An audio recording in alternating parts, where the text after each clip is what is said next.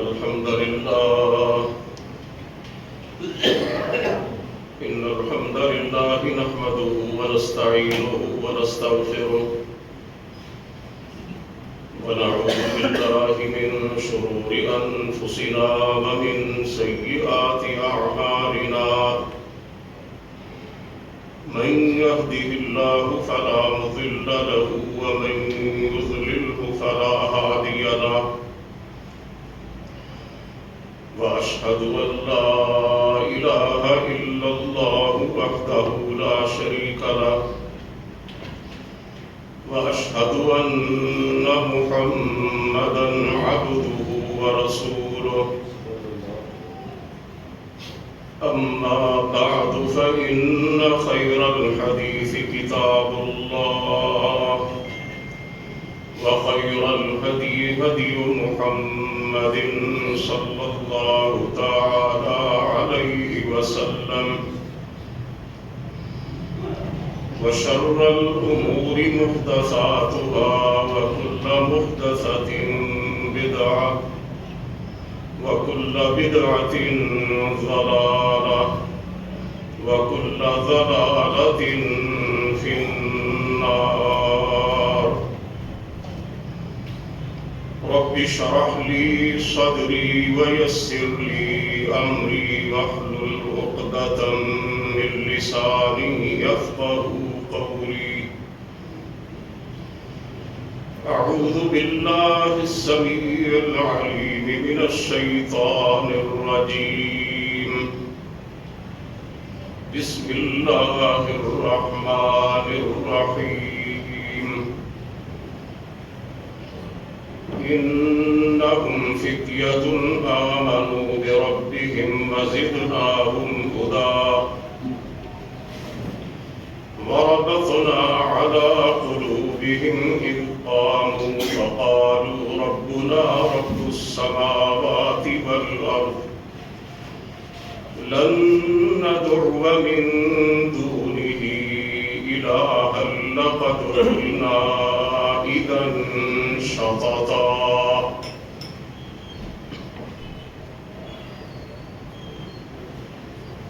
سب تعریفیں اللہ رب العالمین کے لیے ہیں، بے شمار درود و سلام نبی اقدس حضرت محمد الرسول اللہ صلی اللہ علیہ وآلہ وسلم کی ذات گرامی پر، آپ کی آل طاہرہ اور آپ کے صحابہ اکرام پر، اور قیامت تک آپ کی فرما برداری کرنے والے ہر مسلمان پر اللہ کی کروڑوں رحمتیں ہوں۔ حضرات محترم، کسی بھی قوم کا اصل سرمایہ اور اصل قوت اس کے نوجوان ہوتے ہیں۔ جس قوم کے نوجوان زندہ ہوں، بیدار ہوں، اپنے نظریہ حیات کا گہرا شعور رکھنے والے ہوں اور اپنے مقصد زندگی سے آگاہ ہوں اور اس حوالے سے اپنے فرائض اور ذمہ داریوں کو ادا کرنے والے ہوں، تو دنیا کی کوئی قوت اس قوم کو نقصان نہیں پہنچا سکتی، اس قوم کو نیچا نہیں دکھا سکتی اور اسے صفحہ ہستی سے مٹا نہیں سکتی۔ اور جس قوم کے نوجوان غافل ہوں، بے عمل ہوں، اپنے نظریے اور اپنے مقصد زندگی سے بہرہ نہ ہوں اور اس پس منظر میں اپنے فرائض سے غفلت برتنے والے ہوں، وہ قوم مٹ جاتی ہے، زوال کا شکار ہو جاتی ہے، انحطاط اس کا مقدر بن جاتا ہے، دنیا کی دوسری قومیں اس پہ غالب آ جاتی ہیں اور وہ قوم ایک غلام اور مجبور قوم کے طور پر دنیا میں زندگی گزارتی ہے۔ اگر آپ غور کریں تو آج ہم جن بحرانوں کا شکار ہیں اور جن المیوں سے ہم گزر رہے ہیں، ان میں سے سب سے بڑا بحران جس کا ہم میں سے بہت سے لوگوں کو ادراک نہیں ہے، وہ ہماری نوجوان نسل کا بگاڑ اور اخلاقی زوال ہے۔ جب ہم اپنی نوجوان نسل کی طرف دیکھتے ہیں تو بلا خوف تردید یہ کہنا پڑتا ہے کہ ہماری نسل برباد ہو چکی ہے، اور دن رات ہمارے دشمن ہماری نوجوان نسل کو تباہی کی طرف لے جانے کے لیے اپنا پورا زور لگا رہے ہیں۔ قرآن کریم کی جو آیات میں نے آپ کے سامنے پڑھی ہے وہ سورہ کہف میں سے ہے، اور آپ جانتے ہیں کہ اس سورہ مبارکہ میں چند نوجوانوں کا قصہ بیان کیا گیا ہے جو اللہ کے ولی تھے، اپنے دور کے توحید پرست تھے، شرک سے بیزار تھے، بادشاہ اور قوم ان کی دشمن تھی۔ اللہ رب العزت نے ان کی حفاظت فرمائی، اور اللہ تعالیٰ ان کا تعارف کرواتے ہوئے فرما رہے ہیں اِنَّهُمْ فِتْيَةٌ آمَنُوا بِرَبِّهِمْ وَزِدْنَاهُمْ هُدًى۔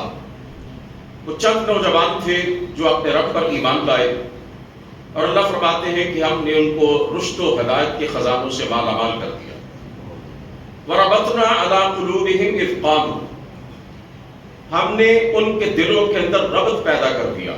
انہیں عزیمت اور استقامت عطا کر دی۔ فَقَالُوا رَبُّنَا رَبُّ السَّمَاوَاتِ وَالْأَرْضِ، اور ان نوجوانوں نے یہ نعرہ حق بلند کیا کہ ہمارا رب وہی ہے جو آسمانوں اور زمین کا رب ہے۔ لَن نَدْعُوَ مِن دُونِهِ إِلَٰهًا، ہم اس کے سوا کسی کو بھی اپنا معبود نہیں گردانیں گے، اور اس کے سوا کسی کو بھی اپنی حاجات و ضروریات اور مشکلات میں ندا نہیں دیں گے۔ لَقَدْ قُلْنَا إِذًا شَطَطًا، اگر ہم نے ایسا کیا تو یہ بہت بڑی ناانصافی کی بات ہے۔ اسی طرح حضرت ابراہیم علیہ السلام کے بارے میں بھی سورہ انبیاء میں اللہ تعالیٰ ارشاد فرماتے ہیں قَالُوا سَمِعْنَا فَتًى يَذْكُرُهُمْ يُقَالُ لَهُ إِبْرَاهِيمُ، جب حضرت ابراہیم علیہ السلام نے اپنی قوم کے بتوں کو توڑا، ان کا حشر نشر کیا، اور اپنی قوم کو سمجھانے کے لیے ان کے بت کدے میں جا کر ان کے جھوٹے معبودوں پر کلہاڑے چلائے، تو وہ لوگ آپس میں باتیں کرتے ہوئے کہنے لگے ہم نے ایک نوجوان کو سنا ہے جو ہمارے خداؤں کے بارے میں کچھ ایسی ویسی باتیں کیا کرتا ہے، اسے ابراہیم کہا جاتا ہے۔ یعنی حضرت ابراہیم علیہ السلام نے اتنا جرأت مندانہ کردار جو ادا کیا تو وہ نوجوانی میں ادا کیا تھا۔ سرکار دو عالم صلی اللہ علیہ وسلم کے صحابہ کرام کی طرف آپ دیکھیں، ابتدا میں اول جو لوگ ایمان لائے ان میں سے بہت بڑی تعداد، بہت بڑی اکثریت نوجوانوں کی تھی۔ السابقون الاولون کا لقب جن ہستیوں کو عطا کیا گیا ان میں سے بہت تھوڑے تھے کہ جو بوڑھے تھے، بلکہ اگر میں عرض کروں تو حضرت ابو بکر صدیق، حضرت عمر فاروق، حضرت عثمان غنی، حضرت علی مرتضیٰ، حضرت عبد الرحمن بن عوف، حضرت طلحہ، حضرت زبیر، عشرہ مبشرہ صحابہ اکرام اور دیگر رضوان اللہ تعالی علیہ اجمعین، سب کی عمریں 40 سال سے کم تھی۔ حضرت ابو بکر صدیق رضی اللہ تعالیٰ عنہ کی عمر بڑی تھی اور وہ بھی صرف 37 سال کے تھے، اور 37 سال کا آدمی بھرپور جوان آدمی ہوتا ہے۔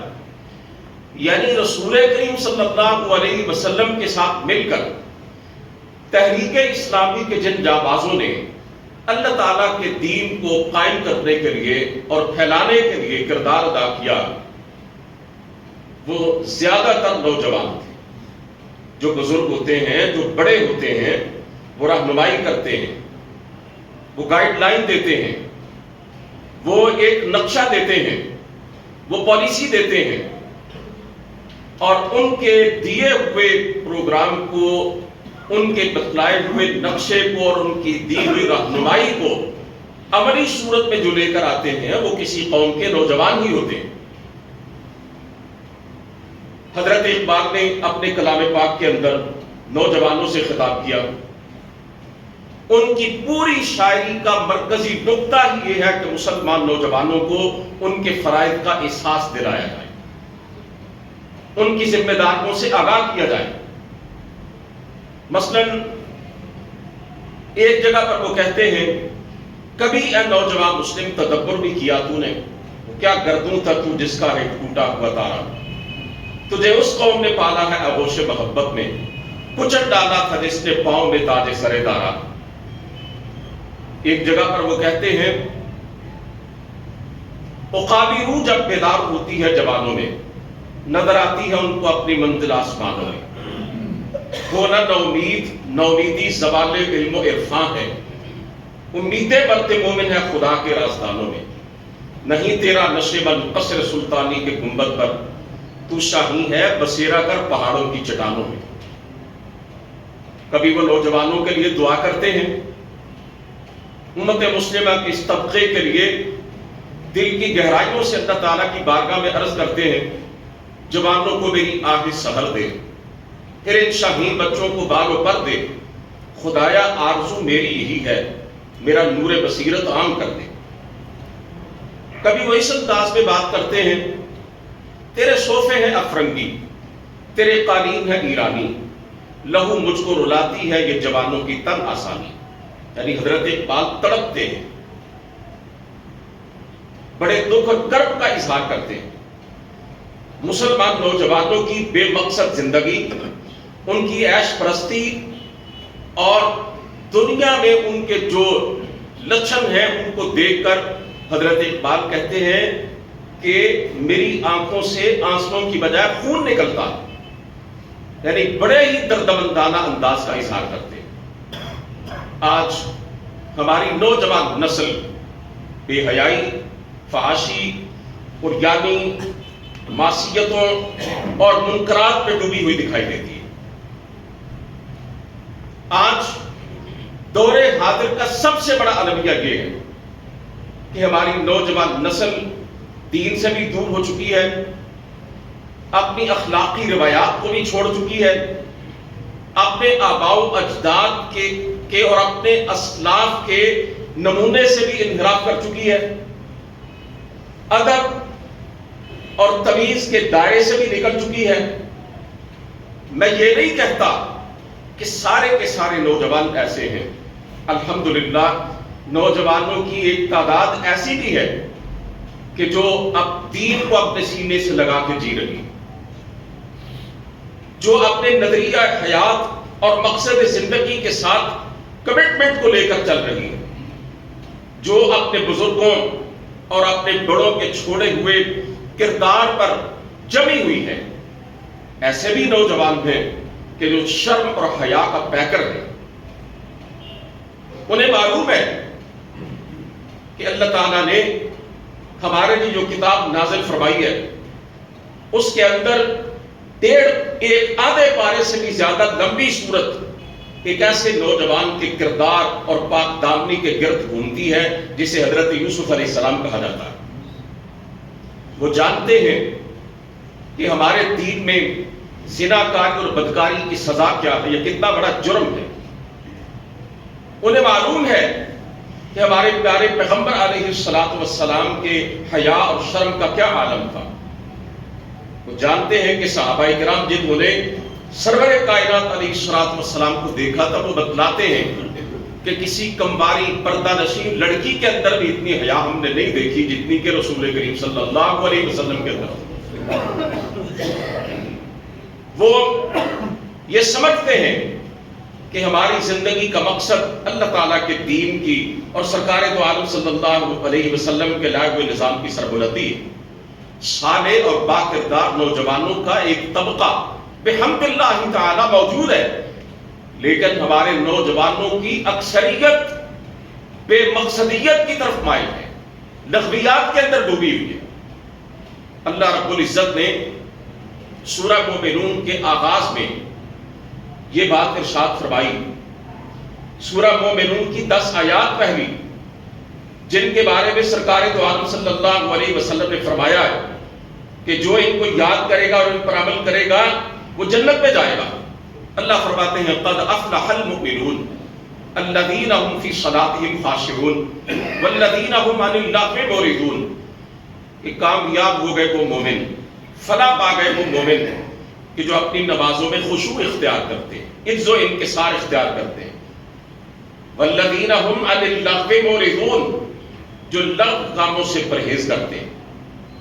لغو کی جمع ہے لغویات۔ لغو کس چیز کو کہا جاتا ہے؟ ہر اس مجلس کو، ہر اس گفتگو کو، ہر اس کام کو، ہر اس سرگرمی کو اور ہر اس ایکٹیویٹی کو کہ جس کا نہ دینی طور پر کوئی فائدہ ہو اور نہ دنیاوی طور پر کوئی فائدہ ہو، یعنی بے مقصد کام۔ اسی طرح اللہ رب العزت نے سورہ فرقان میں اپنے بندوں کا ذکر کرتے ہوئے فرمایا، عباد الرحمن کا تذکرہ کرتے ہوئے فرمایا وَإِذَا مَرُّوا بِاللَّغْوِ مَرُّوا كِرَامًا، کہ ہمارے بندے جب کسی لغو اور بے مقصد کام کے قریب سے گزرتے ہیں تو بڑی شرافت کے ساتھ گزر جاتے ہیں، بلند طبع ہو کر گزر جاتے ہیں، اس پر نگاہ غلط ڈالنا بھی گوارا نہیں کرتے، اور بڑے اخلاق اور بڑے ہی حیا کے ساتھ اگر وہ کہیں دیکھیں کہ کوئی ایسا لغو بےہودہ کام ہو رہا ہے تو اسے اپنا دامن بچا کے گزر جاتے ہیں، جیسا کہ ایک نفاست پسند آدمی کوڑے کے ڈھیر کے قریب سے گزرے تو بدبو سے بچنے کے لیے اپنی ناک میں اپنا رومال رکھ لیتا ہے۔ اللہ فرماتے ہیں ہمارے بندے اسی طرح ہر لغو اور بےہودہ کام کے قریب سے گزرتے ہیں، ان کے دل پہ کراہت اور نفرت پائی جاتی ہے۔ آج نوجوانوں کی اکثریت لغویات میں ڈوبی ہوئی ہے، اور اس کا سبب کیا ہے حضرات محترم؟ ہمارے نوجوانوں کی غلط دوستی ہے، غلط صحبت ہے۔ نوجوان دوستی لگاتے ہیں دین کی بنیاد پر نہیں، اخلاق کی بنیاد پر نہیں، کردار کی بنیاد پر نہیں، ایمان کی بنیاد پر نہیں، بلکہ اس بنیاد پر دوستی لگاتے ہیں کہ دونوں نے بیٹھ کے سگریٹ نوشی کرنی۔ پھر یہ سلسلہ آگے بڑھتا ہے تو یہ شراب تک جاتا ہے، پھر اور آگے بڑھتا ہے تو ڈرگز تک جاتا ہے، منشیات تک جاتا ہے۔ ان پڑھ، نکمے، فارغ اور جاہل نوجوانوں کی بات کیا کریں؟ میرے ملک کی بڑی بڑی یونیورسٹیاں اور کالج منشیات کا گڑھ بن چکے ہیں۔ نوجوان لڑکے اور لڑکیاں کالجوں کے اور یونیورسٹیوں کی راہداریوں کے اندر بیٹھ کر، پارکوں کے اندر بیٹھ کر، لانس کے اندر بیٹھ کر، ہاسٹلوں کے اندر بیٹھ کر ڈرگز کے اندر اور منشیات کے اندر ملوث پائے جاتے ہیں۔ اور آپ کو معلوم ہے کہ جو نوجوان، جو بندہ بھی نشے کا عادی ہو جاتا ہے وہ صرف اپنی تباہی کا ہی نہیں بلکہ پورے خاندان کی تباہی اور معاشرے کی تباہی کا پیش خیمہ بنتا ہے۔ اس کا کردار، اس کا اخلاق برباد ہو جاتا ہے، اس کی صحت، اس کی جوانی، اس کا جسم، اس کا دماغ، سب کچھ مٹی کے اندر مل جاتا ہے۔ اور ایسے ہی یہ جو دوست ہیں، یہ جو غلط صحبت ہے، یہ انسان کو بدکاری اور زناکاری کی طرف لے کے جاتی ہے۔ آپ اگر گینگ ریپ کے واقعات کے پیچھے وجہ تلاش کرنا شروع کر دیں تو آپ اس نتیجے پر پہنچیں گے کہ معاشرے کے اندر یہ جو بدکاری کا چلن عام ہو رہا ہے اس کے پیچھے غلط دوستی ہے۔ نوجوانوں کے گروپ بنے ہوئے ہیں کہ جو ہر وقت اسی کوشش میں اور اسی ارادے کے ساتھ گھروں سے نکلتے ہیں کہ آج ہم نے اپنی قوم کی کسی بیٹی کی عزت اور کردار کو داغدار کرنا۔ پھر آپ یہ جانتے ہیں کہ یہ جو دوستی ہے اس کے غلط اور منفی اثرات صرف اس دنیا تک نہیں رہتے بلکہ یہ انسان کی آخرت کو بھی تباہ و برباد کر دیتے ہیں۔ اللہ رب العزت نے اپنے کلام پاک میں یہ بات ارشاد فرمائی ہے، الْأَخِلَّاءُ يَوْمَئِذٍ بَعْضُهُمْ لِبَعْضٍ عَدُوٌّ إِلَّا الْمُتَّقِينَ۔ دنیا کے جتنے بھی دوست ہیں، دنیا کے جتنے بھی جگری یار ہیں، وہ روز قیامت ایک دوسرے کے دشمن بن جائیں گے۔ إِلَّا الْمُتَّقِينَ، لیکن جو متقی تھے، پرہیزگار تھے، صاحب تقویٰ تھے، دیندار تھے، جن کی دوستیاں اس دنیا میں ایمان اور اسلام کی بنیاد پر تھی، نیکی اور طہارت کی بنیاد پر تھی، وہ روز قیامت بھی ایک دوسرے کے دوستی رہیں گے اور ان کا تعلق ٹوٹنے نہیں پائے گا۔ یہ جو دنیا میں ایک دوسرے کے دوست برائی کی بنیاد پر، فواحش و منکرات کی بنیاد پر منشیات، زناکاری اور بدکاری کی بنیاد پر ہیں، یہ روز قیامت ایک دوسرے کا گریبان پکڑیں گے، ایک دوسرے کے ساتھ جھگڑا کریں گے کہ آج تم میری تباہی کا سبب بنے ہو۔ سورہ صافات کے اندر اللہ رب العزت نے دو جنتیوں کا تذکرہ کیا، دونوں آپس میں باتیں کریں گے اور ایک کہے گا دوسرے سے آؤ میں تمہیں بتاؤں کہ دنیا میں میرا ایک دوست تھا۔ قال قائل منهم انی کان لی قریب یقول ائنک لمن المصدقین اذا متنا وکنا ترابا وعظاما ائنا لمدینون، وہ کہے گا یہ میرا دوست جو تھا نا یہ مجھ سے ایسی باتیں کیا کرتا تھا کہ تو بھی قیامت کو مانتا ہے، تو اس بات کو تسلیم کرتا ہے کہ مرنے کے بعد ہم دوبارہ زندہ کیے جائیں گے، مٹی میں مل جائیں گے، ہماری ہڈیاں تک گل سڑ جائیں گی، پھر ہمیں اٹھایا جائے گا، ہم اللہ کی بارگاہ میں پیش کیے جائیں گے، جنت اور دوزخ ہے۔ وہ کہے گا میں تو ان باتوں کو نہیں مانتا، یہ تو سب افسانوی باتیں من گڑت ہیں، ان کا کوئی ثبوت نہیں ہے، یہ ہو ہی نہیں سکتا ایسا۔ کہتا وہ مجھے بھی اپنے پیچھے لگانے کی کوشش کرتا تھا۔ قال هل انتم مطلعون، پھر کہے گا دیکھنا چاہتے ہو وہ کون ہے کہاں ہے؟ فاطلع فرآہ فی سواء الجحیم، اور اپنے جنتی دوست کو کہے گا وہ دیکھو جہنم کے بیچوں بیچ تڑپ رہا ہے، عذاب میں مبتلا ہے، یہ ہے میرا وہ دوست۔ اور پھر اللہ تعالیٰ کا شکر ادا کرتے ہوئے کہے گا قالت اللہ ان کدت لتردین ولولا نعمت ربی لکنت من المحضرین، کہے گا اللہ کی قسم ہے میرے رب کا مجھ پر کرم ہوا ورنہ تو مجھے بھی اپنے ساتھ لے ڈوبا تھا، اور اگر میں تیرے پیچھے چل پڑتا اس دوستی کی وجہ سے میں تیری بات کو مان کر قیامت کا منکر ہو جاتا، آج میں بھی تیرے ساتھ اللہ تعالیٰ کے عذاب اور غضب میں گرفتار ہوتا۔ قرآن کریم کا یہ برق اللہ رب العزت کی طرف سے دکھایا جانے والا یہ جنت کا ایک منظر اور دو جنتیوں کی آپس کی گفتگو جو ہے، کیا یہ اس بات کو ثابت کرنے کے لیے کافی نہیں کہ غلط دوستی اور غلط صحبت انسان کی دنیا کے ساتھ ساتھ اس کی آخرت کو بھی تباہ و برباد کر دیتی ہے۔ آج ہمارے نوجوان نسل کی تباہی کی ایک بہت بڑی وجہ غلط دوستی ہے، اور میرے بھائیوں اسی طرح ایک اور بڑا سبب ہماری نوجوان نسل کی بربادی کا یہ ہے کہ انہوں نے اپنا زبانی طور پر تو آئیڈیل بنایا ہے رسول کریم صلی اللہ علیہ وسلم، کہنے کی حد تک تو کہیں گے ہمارے لیے نمونہ ہے صحابہ اکرام، صحابہ اکرام کے ساتھ ساتھ ہمارے بڑے اکابر اور اسلاف، اسی طرح نوجوان لڑکیاں بھی یہ کہیں گی کہ ہمارے لیے آئیڈیل نمونہ اور مثال حضرت خدیجہ رضی اللہ تعالیٰ عنہ، حضرت عائشہ رضی اللہ تعالیٰ عنہ امہات المومنین ہے، حضرت فاطمہ رضی اللہ تعالیٰ عنہ بنات رسول ہے، صحابیات رسول ہے، لیکن زبانی کلامی دعووں سے ہٹ کر جب ہم عمل کی دنیا میں آ کر دیکھتے ہیں تو ہم یہ کہنے پر مجبور ہو جاتے ہیں کہ ہماری نوجوان نسل، ہماری نوجوان لڑکیوں اور لڑکوں کے لیے معیار اور نمونہ تو موجودہ دور کے کنجر ہیں، بے حیا اور بے غیرت قسم کے لوگ ہیں۔ کوئی ناچنے گانے والا ہے، کوئی فلمی ہیرو ہے، کوئی اداکارہ ہے، نوجوان لڑکیاں اور لڑکے انہی کو دیکھ کر اپنا ہیئر سٹائل بناتے ہیں، اپنے کپڑوں کے ڈیزائن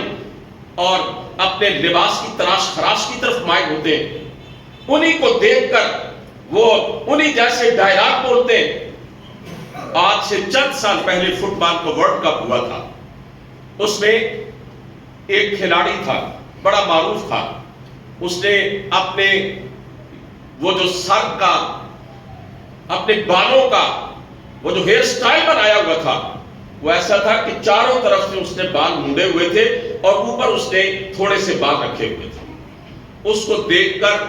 ہزاروں مسلمان نوجوانوں نے اپنی کٹنگ، اپنے بالوں کا سٹائل اس جیسا بنا لیا، حالانکہ رسول کریم صلی اللہ علیہ وسلم نے اس سے منع فرمایا۔ واضح حدیث پاک ہے، نہا رسول اللہ صلی اللہ علیہ وسلم عن القزع، اللہ کے رسول نے قزع سے منع فرمایا۔ اور قزع کس کو کہا جاتا ہے؟ سر کے ایک حصے کے بال مونڈ دینا، بہت چھوٹے کر لینا، اور ایک حصے کے بالوں کو بہت زیادہ بڑھا لینا۔ آپ اگر غور کریں، تھوڑا سا مشاہدہ کریں توجہ کے ساتھ، تو آپ اس بات کو تسلیم کریں گے کہ مسلمان لڑکوں اور لڑکیوں کی ایک غالب اکثریت ہے کہ جو میڈیا کے لوگوں کے پیچھے دوڑ رہی، اداکاروں، فنکاروں، بے حیا اخلاق باختہ مردوں اور عورتوں کو انہوں نے آئیڈیالائز کیا ہوا ہے، اور انہیں کو دیکھ کر اپنی زندگی کے طور طریقے جو ہیں وہ اختیار کرتے ہیں۔ حضرت اقبال نے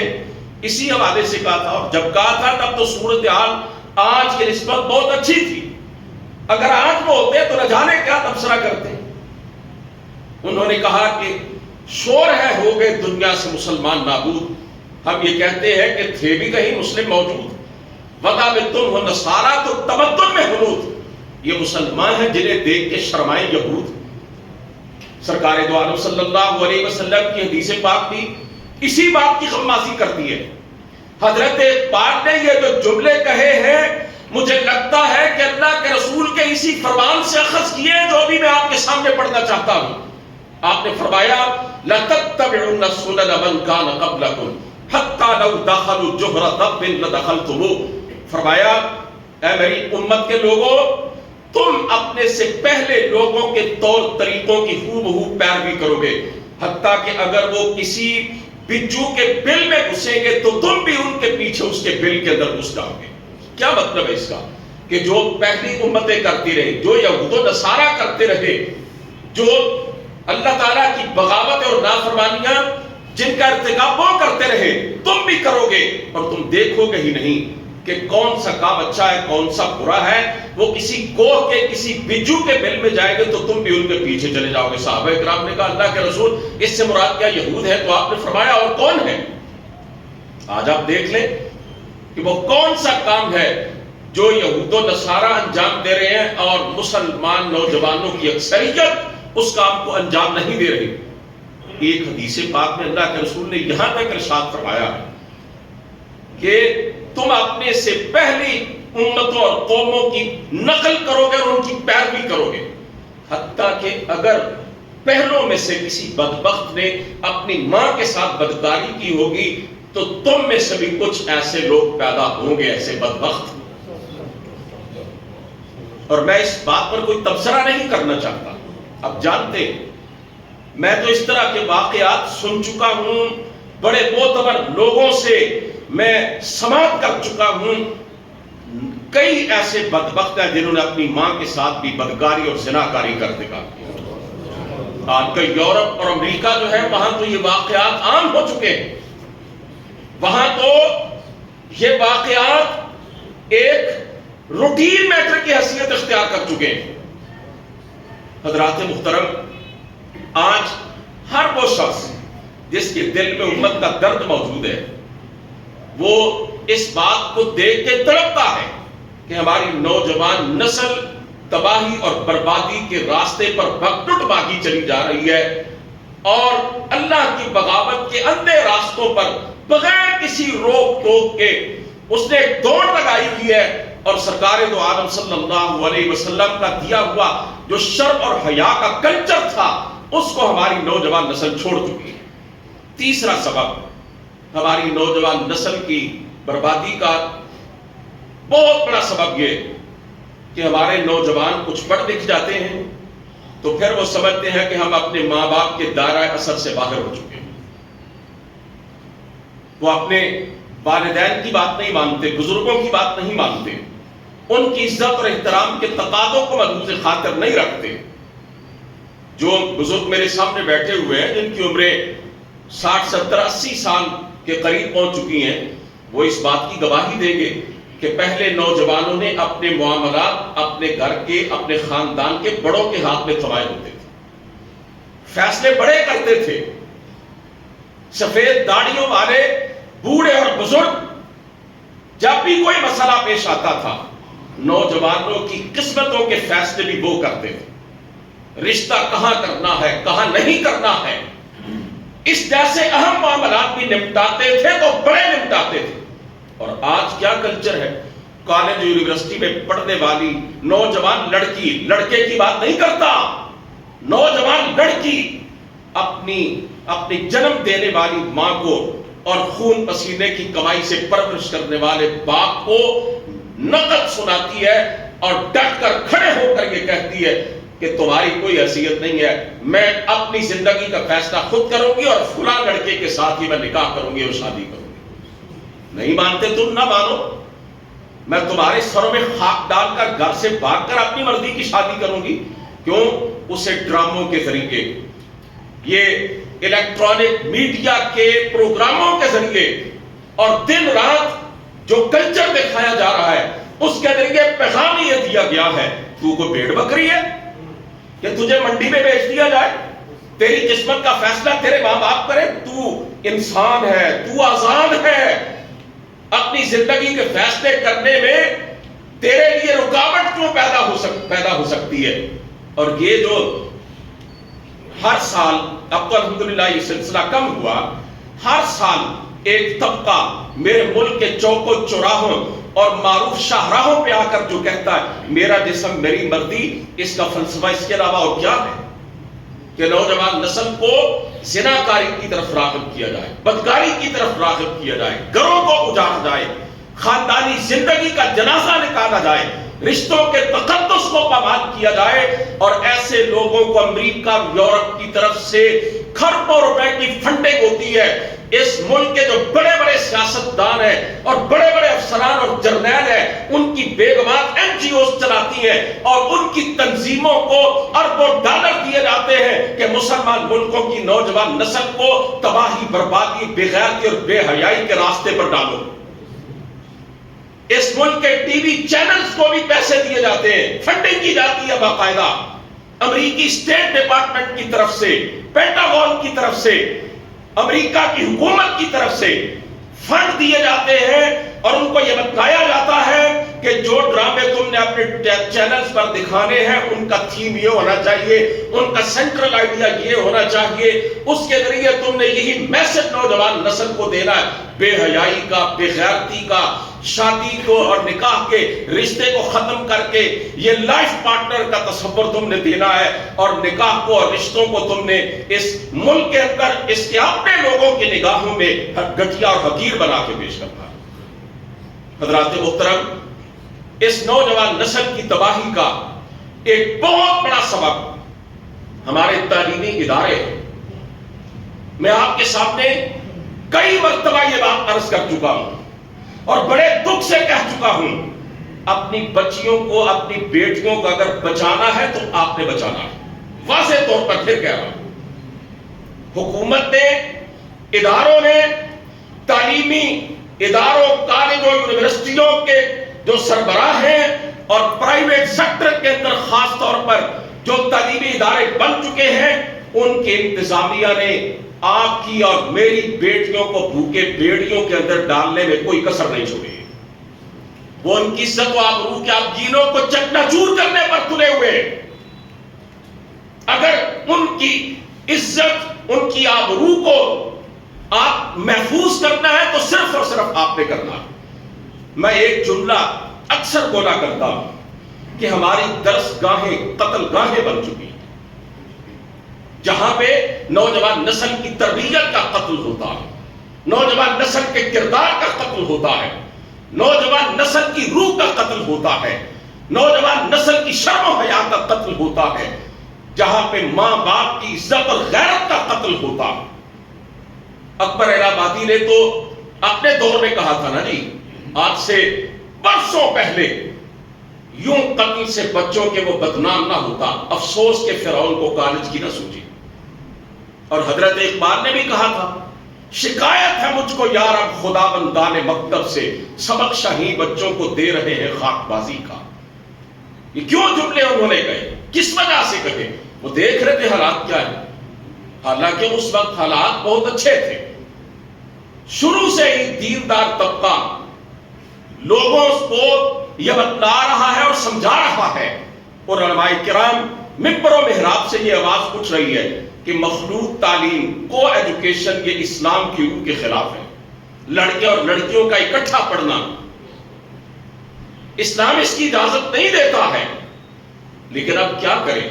اب تو مخلوط ماحول جو ہے وہ کالجوں اور یونیورسٹیوں کی چار دیواروں سے نکل کر وہ تو ہماری شادی اور بیاہ کے اندر آ چکا ہے۔ اب تو پردہ ختم ہو چکا ہے. ہم نے تو اپنے گھروں کے اندر اس گندے ماحول کو پوری طرح رواج دینے میں کوئی کسر نہیں چھوڑی ہے. حکومت نے گزشتہ چند سالوں سے لڑکوں کے کالجوں کے اندر لڑکیوں کی کلاسیں شروع کروا دی ہیں پورے ملک میں, اور اس کے جو اثرات ہمارے سامنے آ رہے ہیں عزیزان محترم, ایسا نہیں ہے کہ ہم ان سے واقف نہیں. لاہور کے کالج میں, پرائیویٹ کالج میں جو واقعہ رونما ہوا ہے, حالات اور قرائن بتلا رہے ہیں کہ واقعہ بالکل ٹھیک ہے, بالکل درست ہے. اگرچہ پنجاب کی وزیر اعلیٰ اس سے قطعی طور پر انکار کر رہی ہے, لیکن جو کچھ میں سمجھا ہوں پورے اس ماحول کو دیکھ کر وہ یہ ہے کہ یہ واقعہ رونما ہوا. فرض کریں اگر یہ نہیں ہوا, یہ واقعہ جھوٹا ہے, فیک ہے, تو یہ مت سمجھیے گا کہ ایسا کوئی واقعہ ہوتا ہی نہیں ہے. کالجوں یونیورسٹیوں کے اندر ایسے درجنوں اور سینکڑوں واقعات آئے دن رونما ہوتے رہتے ہیں. جس بندے کا دماغ ٹھیک ہے نا جی, اور جو حالات کا مشاہدہ کرتا ہے غیر جانبدارانہ انداز سے, وہ اس بات سے انکار نہیں کر سکتا. ابھی چند ماہ پہلے اسلامیہ یونیورسٹی بہاولپور, بہت بڑا تعلیمی ادارہ, اس کا جو سکینڈل سامنے آیا, میں اس کی تفصیلات میں نہیں جانا چاہتا. اس علاقے کا بہت بڑا سیاستدان اور بہت بڑا بدماش ہے, اس کا بیٹا اس میں ملوث تھا, اس کو دبا دیا گیا. اب یہ جو جس کالج میں یہ واقعہ ہوا ہے, جس کی باز گشت آج سنائی دے رہی ہے, جس کی وجہ سے آج پورے ملک کے تعلیمی اداروں کے اندر چھٹی ہے,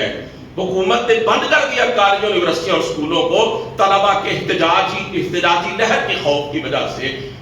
کون نہیں جانتا کہ اس چین, اس پورے پنجاب کے اندر جو کالج یونیورسٹیاں ہیں, اس تعلیمی چین کی وہ ساری کی ساری ایک انتہائی بااثر شخصیت کی. میرے ملک میں تباہی اور بربادی کا سبب ہی یہ ہے کہ جو بڑے لوگ ہوتے ہیں ان کے گندے کرتوتوں کو چھپانے کے لیے ملک کے تمام تر ادارے حرکت میں آتے ہیں. وزیر اعلیٰ نے جو پریس کانفرنس کی ہے, اس نے ایک بچی کو ساتھ بٹھایا ہوا ہے. اس بچی نے کیا کہا, سب نے دیکھا کہ اس واقعہ کی عینی شاہد میں نہیں ہوں, اس واقعہ کی آئی وٹنس عینی گواہ ایک اور لڑکی ہے, مجھے وائرل کر دیا گیا. اور وزیر اعلیٰ اس کا مائک بند کر کے کہتی ہے واقعہ ہوا ہی نہیں, تو عینی گواہ کہاں سے آ گیا. وہ بچی کیا کہہ رہی ہے؟ میں صرف یہ بات آپ کے سامنے عرض کرنا چاہتا ہوں. حضرات محترم, یہ تعلیمی ادارے ہماری نوجوان نسل کی تخریب اور بربادی کے اندر جو کردار ادا کر رہے ہیں نا, یقین جانے کوئی سبب اس سے بڑا نہیں ہے, اور کوئی فیکٹر اس حوالے سے زہریلا نہیں ہے جتنا یہ کردار ادا کر رہے ہیں. اس لیے وہ والدین جو دیندار ہیں, جو حساس ہیں, ان کی ایک تعداد ایسی ہے کہ جو اپنی بیٹیوں کو کالجوں یونیورسٹیوں میں پڑھنے کے لیے بھیجتے ہی نہیں. وہ کہتے ہیں ہم نے بھیجنا ہی نہیں اپنی بچیوں, اعلیٰ تعلیم دلوانی ہی نہیں ہے. اور بہت سے ایسے ہیں کہ جو مجبوراً بھیج تو دیتے ہیں, کہ بیٹیوں کا بھی تو حق ہے نا کہ ان کو تعلیم دلوائی جائے. بیٹیوں کا بھی تو حق ہے نا کہ ان کو علم کے زیور سے آراستہ کیا جائے. آخر ان بیٹیوں کی شادیاں کرنی ہیں, اگر اعلیٰ تعلیم یافتہ بیٹی ہوگی تو اچھا رشتہ مل جائے گا, اچھے خاندان میں شادی ہو جائے گی. کئی سوچے مجبوریاں والدین کی پیش نگاہ ہوتی ہیں. جب تک بچی گھر نہیں آ جاتی, والدین کی سانس جو ہے وہ اکھڑی رہتی ہے, اور وہ تکلیف اور اذیت کا شکار رہتے ہیں. سکون کا سانس تب لیتے ہیں جب ان کی نوجوان بیٹی کالج یونیورسٹی سے پڑھ کر اپنے گھر میں آ جاتی.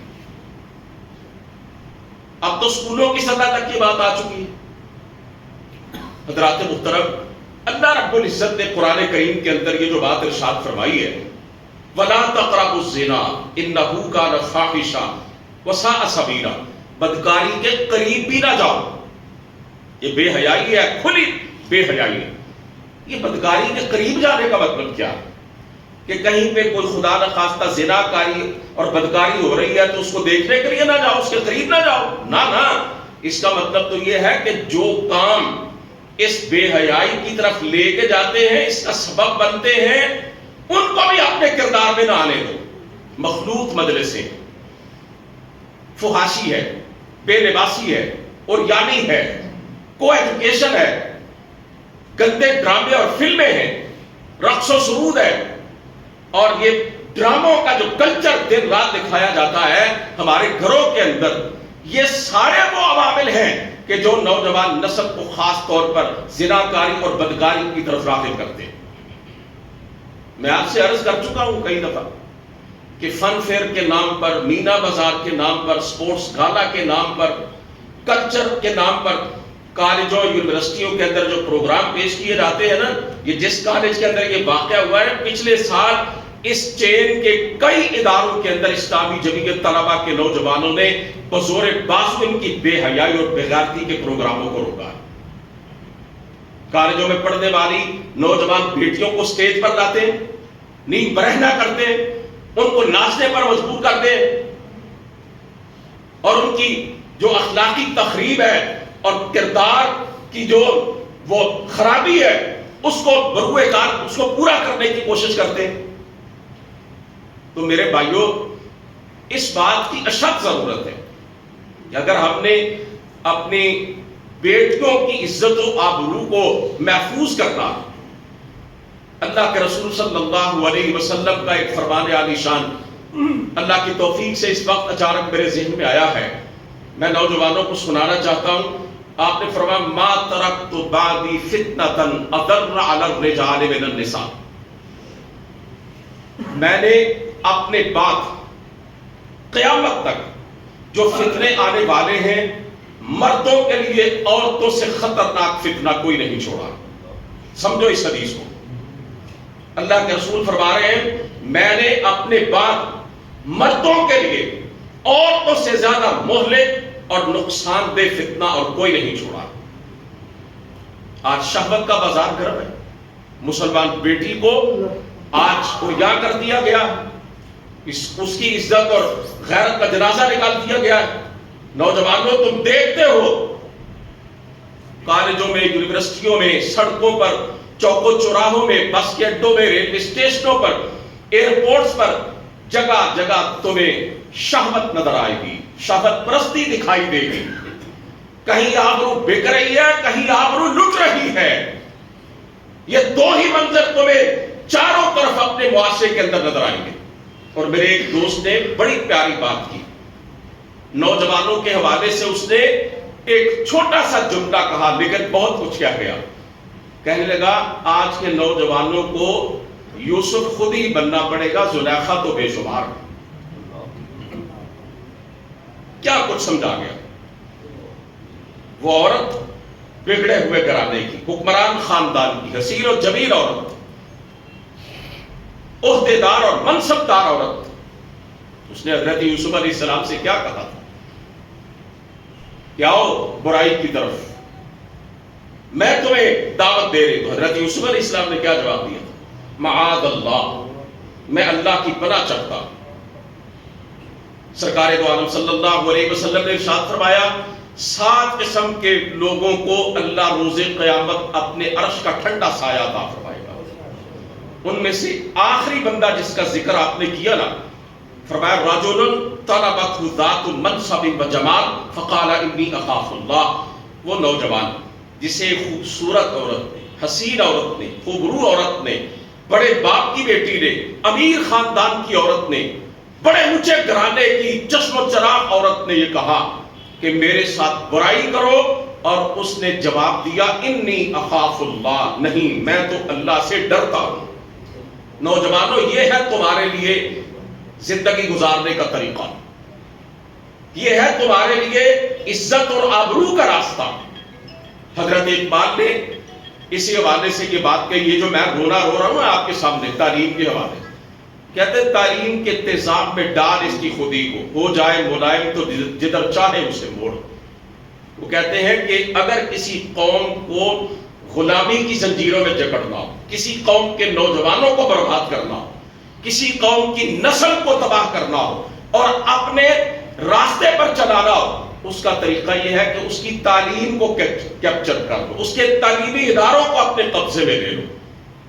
پھر تم بڑی آسانی کے ساتھ اس قوم کو اپنی سوچ اور اپنے فکر کے مطابق چلا سکتے ہو۔ آج مغرب کی گندی تہذیب، یورپ کی مادر پدر آزاد تہذیب میرے تعلیمی اداروں کے اندر ننگا ناچ رہی ہے، شیطنت اپنے عروج پر ہے۔ آپ تو اچھے گھرانوں سے تعلق رکھتے ہیں، دیندار لوگ ہیں، سمجھدار باشعور لوگ ہیں، ذرا جائیے اپنے ملک کی بڑی بڑی یونیورسٹیوں کے اندر جا کے دیکھیں، جن کا نام لیا جاتا ہے بڑے اعزاز کے ساتھ، یہ بتایا جاتا ہے ہمارا بیٹا اور بیٹی وہاں پڑھتے ہیں، اور جہاں سے ڈگری لے کر نکلنے والے لڑکے اور لڑکی کو پرائیویٹ سیکٹر کے اندر ہاتھوں ہاتھ لیا جاتا ہے۔ ذرا اس یونیورسٹی کا ماحول تو جا کے دیکھیں۔ آپ کہیں گے ہمارے علماء یورپ کی بے حیائی اور بے غیرتی کی بات کرتے ہیں، ہمارے ملک کی یونیورسٹیاں اور درس گاہیں جو ہیں وہ تو یورپ کے ماحول سے بھی کہیں آگے کا منظر پیش کر رہی ہیں۔ اس لیے عزیزو، ایک نوجوان لڑکے اور لڑکی کے لیے اس کی عزت سے بڑھ کے کوئی چیز قیمتی نہیں ہوتی۔ مسلمان ماں باپ کے لیے ان کی بیٹی کی آبرو سے بڑھ کے کوئی شے نہیں ہوتی ہے۔ سورہ نور 18واں پارہ، میری آپ سے درخواست ہے، میں ہاتھ باندھ کر آپ کی خدمت میں یہ عرض کرنا چاہتا ہوں، 18ویں پارے کے اندر یہ جو سورہ نور موجود ہے، اللہ کا واسطہ دے کے کہتا ہوں اپنے بیٹوں اور بیٹیوں کو ترجمے اور تفسیر کے ساتھ پڑھا دیجیے۔ صرف آدھے پارے پر مشتمل یہ سورت ہے۔ خاص طور پر سید ابو العلا مودودی رحمہ اللہ کی جو شہرہ آفاق تفسیر ہے تفہیم القرآن، سورہ نور وہاں سے اپنے بیٹوں اور بیٹیوں کو پڑھائیے۔ انشاءاللہ العزیز آپ کے نوجوان بیٹے اور بیٹیاں اس سورت کا مطالعہ کرنے اور اس کو سمجھنے کے بعد اس عزت، غیرت، شرم اور حیا اور یہ جو ماحول پیدا ہو چکا اس کے پس منظر میں بہت کچھ سمجھ جائیں گے۔ حضرت عمر فاروق رضی اللہ تعالیٰ عنہ نے اپنے تمام گورنروں کے نام یہ حکم نامہ جاری کیا تھا کہ تمہارے علاقوں کے اندر جتنے بھی مسلمان رہتے ہیں انہیں پابند کرواؤ اس بات کا، اور لازماً ان مسلمان ماں باپ سے یہ تم نے عمل کروانا ہے کہ وہ اپنے بیٹوں اور بیٹیوں کو سورہ نور پڑھائیں اور سمجھائیں۔ اس سورت کو سمجھے بغیر پردے کا تصور، حجاب کا تصور، عزت و آبرو کا تصور، گھروں میں کے اندر ماحول کا تصور، بدکاری اور زناکاری کی شناعت کا تصور، محرم اور نامحرم کا تصور، اس صورت کے اندر پتہ نہیں کیا کچھ ہے۔ اس کو سمجھے، اس کو پڑھے اور سمجھے بغیر ایک مسلمان نوجوان لڑکا اور لڑکی یہ سمجھ نہیں سکتے کہ ہمیں ایک حقیقی مسلمان اور مومن کے طور پر کس طرح سے جینا ہے۔ اللہ سے دعا ہے وہ ہماری نوجوان نسل کی حفاظت فرمائے، وہ ہماری بیٹیوں کی عزت کی حفاظت فرمائے، اور اللہ ہمیں اس حوالے سے اپنا کردار ادا کرنے کی توفیق دے۔ وآخر دعوانا الحمدللہ رب العالمین۔